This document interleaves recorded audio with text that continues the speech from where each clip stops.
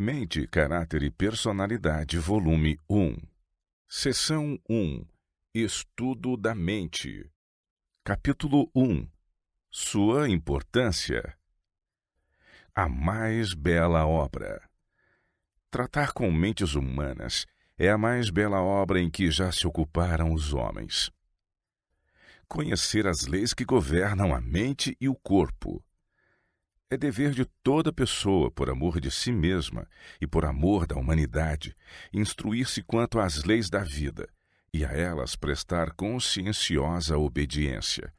Todos precisam familiarizar-se com esse organismo, o mais maravilhoso de todos, que é o corpo humano. Devem compreender as funções dos vários órgãos e a dependência de uns para com os outros quanto ao são funcionamento de todos.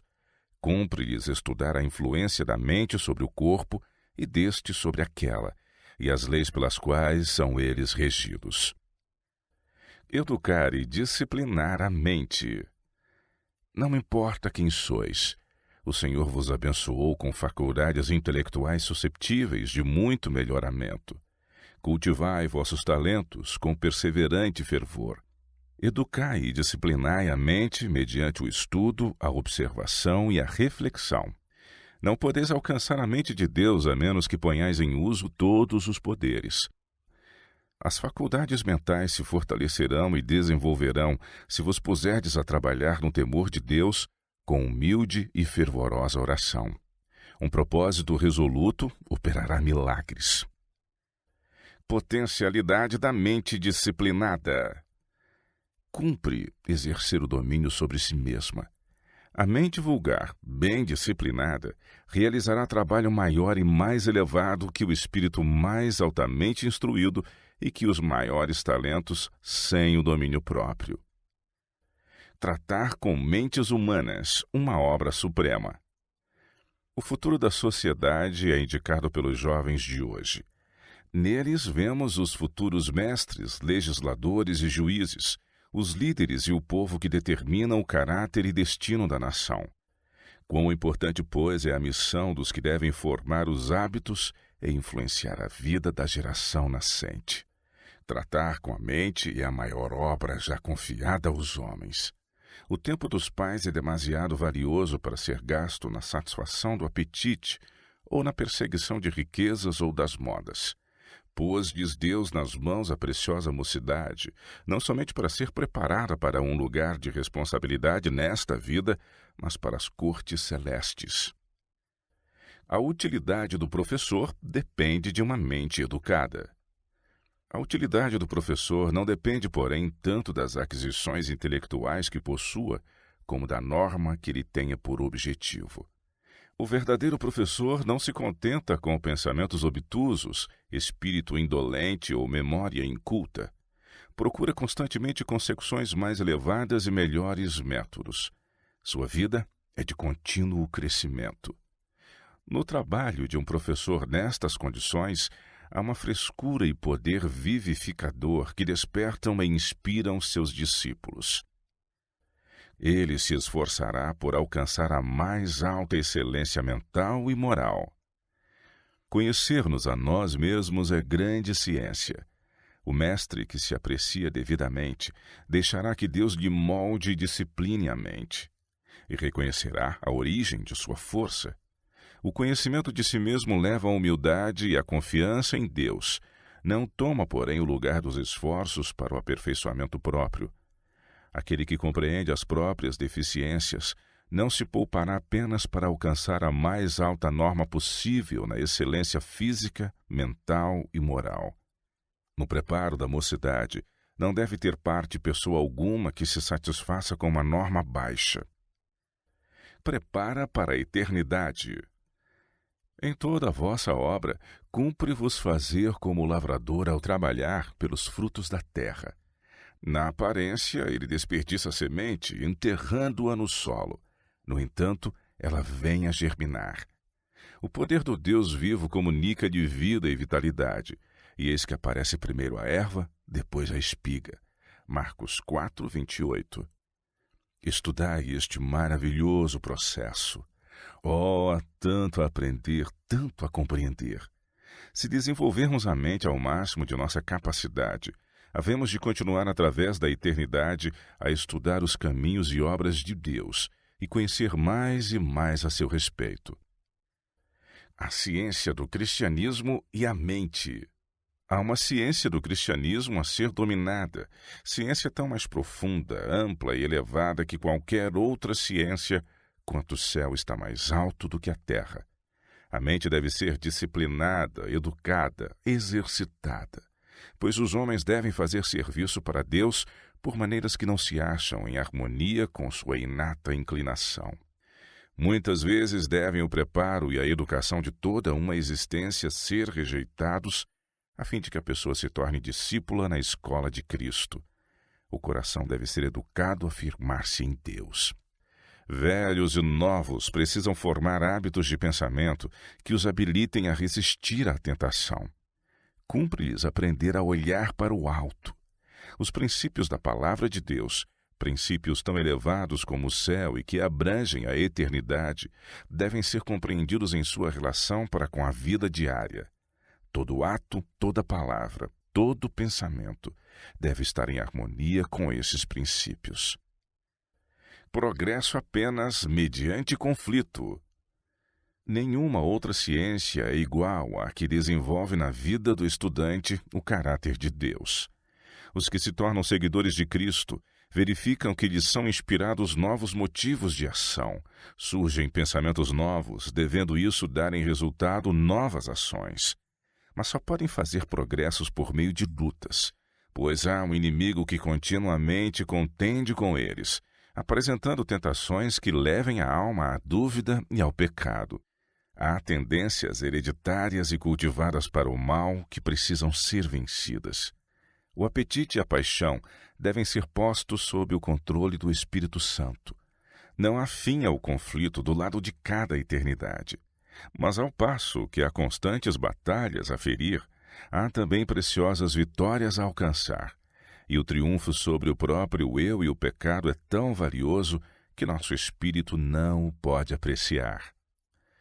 O dever de todo cristão de desenvolver a mente. É o dever de todo cristão adotar hábitos de ordem, perfeição e presteza. Não há desculpa para morosidade e imperfeição em trabalho de qualquer natureza.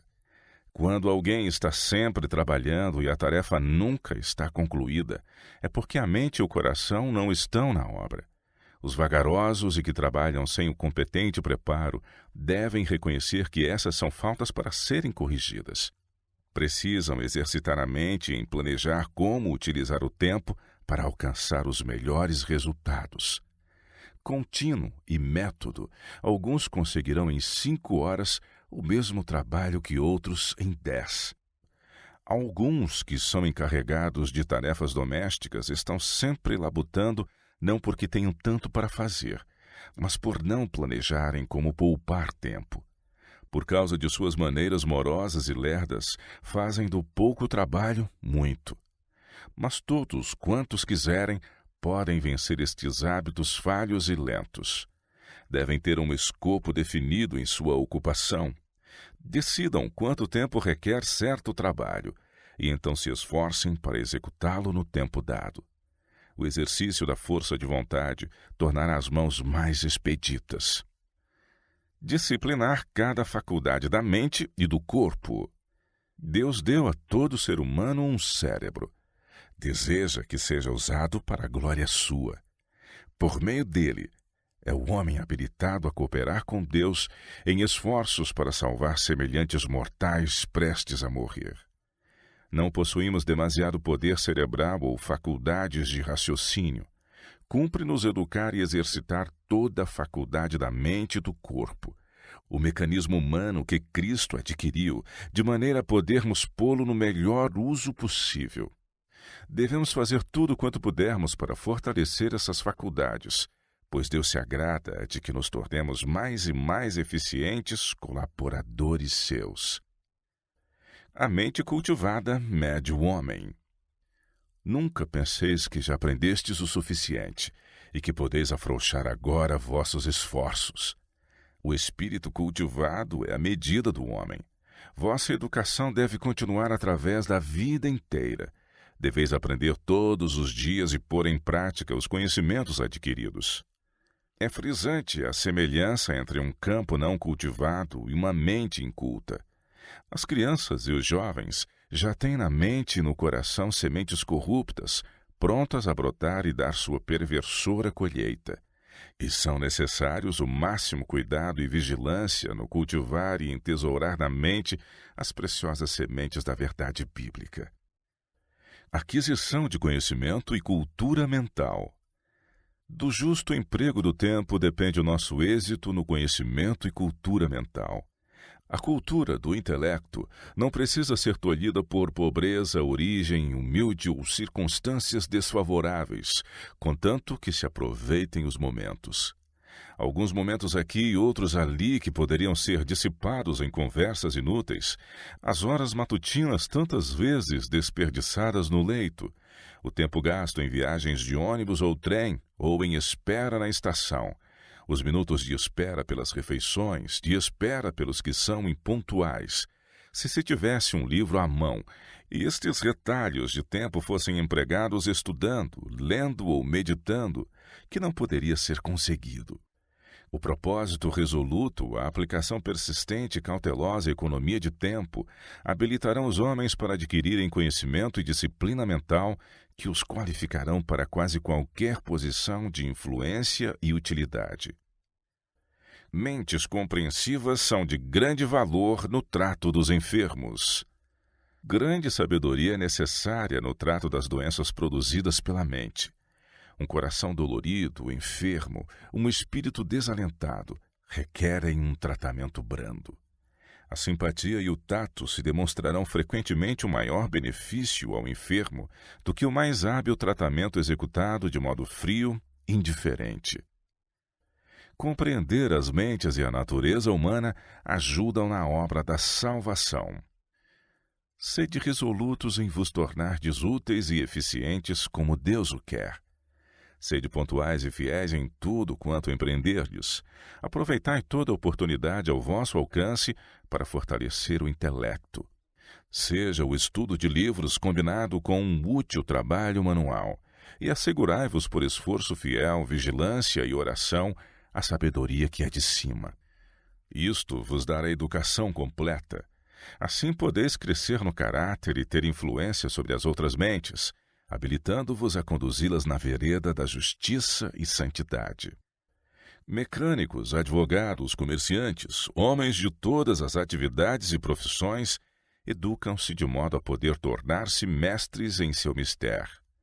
Deveriam os seguidores de Cristo ser menos inteligentes e, enquanto professadamente se empenham em seu serviço, ser ignorantes dos meios e processos a serem empregados?